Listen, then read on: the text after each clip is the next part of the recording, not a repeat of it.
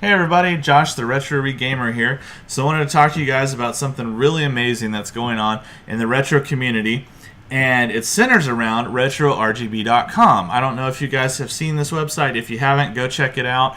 It's an amazing website that just catalogs a ton of information about how to get the best quality picture from your old consoles. I didn't know whenever I first discovered it a couple years ago that some systems I had, like the Super Nintendo, output full RGB, which is the red, green, blue, like full bright quality video directly from the system. And we just weren't tapping into that. You know, a lot of Super Nintendos came with an RF adapter and that's it, or that multi-port with the composite. And as far as you know, that little yellow composite is the best you can get out of a system, and we didn't have any other reason to think otherwise. And yet a lot of these systems were capable of outputting a much higher video quality.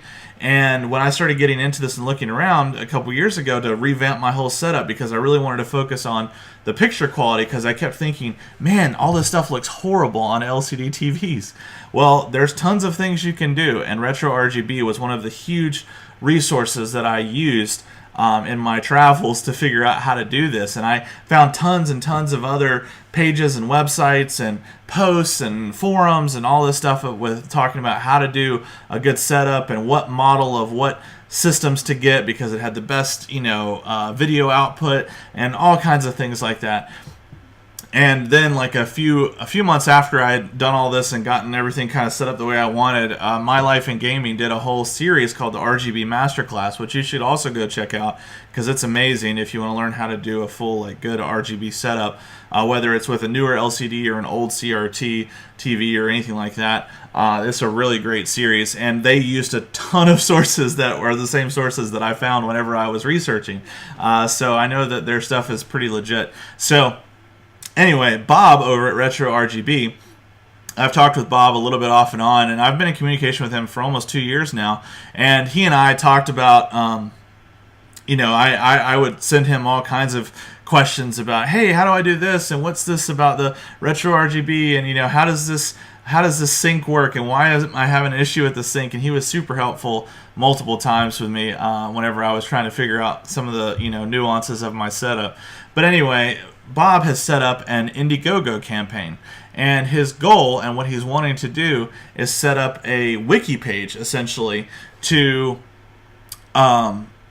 collaborate and take all of this data, all of this information he has on his website on RetroRGB, but also across the internet, and put it all into one location where people can search it and people can have all these resources in one place for CRTs and technical information for the CRTs, and video game consoles and technical information for the consoles, and computers, and even modern LCDs and modern games and all that stuff. He wants this all-inclusive kind of wiki page that will have all of this information in one location, one for preserving and for archiving, but two, to make it really easy for people that are getting into gaming or retro gaming to find some resources on, how do they mod their console? How can they get RGB quality out of their old consoles? What are the differences between different console models or different console variations? Having all of that in one place is so important. And the archival part of it is what really gets to me, because this is stuff that needs to be preserved. Bob mentioned in his video on the Indiegogo page about the National Video Game Museum, and I was just there just a couple months ago, and it was amazing. There was prototypes there were development models and things that people had donated to this museum to help preserve this video game history, and there were a bunch of old computers there and all kinds of stuff. And it was really neat, because I was seeing kids who have no idea what an Apple II computer was, or an Atari 2600, and they were there playing the games. They were, looking at it and touching it and thinking about it and feeling it, and, kind of actually experiencing video gaming and some stuff that they had never seen or heard of or even knew existed before. And that's a really big deal, and I think that's a really big deal to preserve that in a virtual sense as well, and preserve all of this technical information, because it's going away. And the people that know this stuff, especially if you're talking about older CRTs and older computers, a lot of them are getting pretty up in age, and some of them may have already passed away, and that they're not going to be around forever. Like, that stuff is going to fade away, and unless we as a community come together and find a way to, you know, gather that data and hook it in and put it into one place and, you know, just make it viable, then it's gonna continue to fall away. You know, there are old forum posts and things like that, old blog posts that you can't even get to the site anymore because the site's gone or something's blown up, you know, or it doesn't have the image stored anymore or something like that. And so Bob, one of the things he wants to do is set this up as a nonprofit, you know, because he's not in it for the money. Like, everything I've gotten from Bob is that he's a really great guy, and he's really just passionate about gaming and video quality and CRTs and all this. He's really into the whole genre, and he's just doing this because it's something he loves to do and he wants to do, you know, and that's just a really amazing thing that I think we should try to get behind and help him out. You know, and all the money that he's raising in the Indiegogo is going directly towards this, because it does take a lot of money to, you know, set up a set the campaign, set up a nonprofit. Can be very expensive. You know, fees and taxes and stuff associated with that. You know, and I don't know all the legality of it, but I know there's a lot that goes into that, and there's a lot that's involved with that. On top of that, you know, the server side and the maintaining it and the initial like collection of a lot of this data and all of that. I mean, that's a lot of time and a lot of effort, and you know, we need to do as much as we can, I feel like, to help this out. So I'm going to be throwing some money, you know, Bob's way, and I already offered to help him, you know, however I can.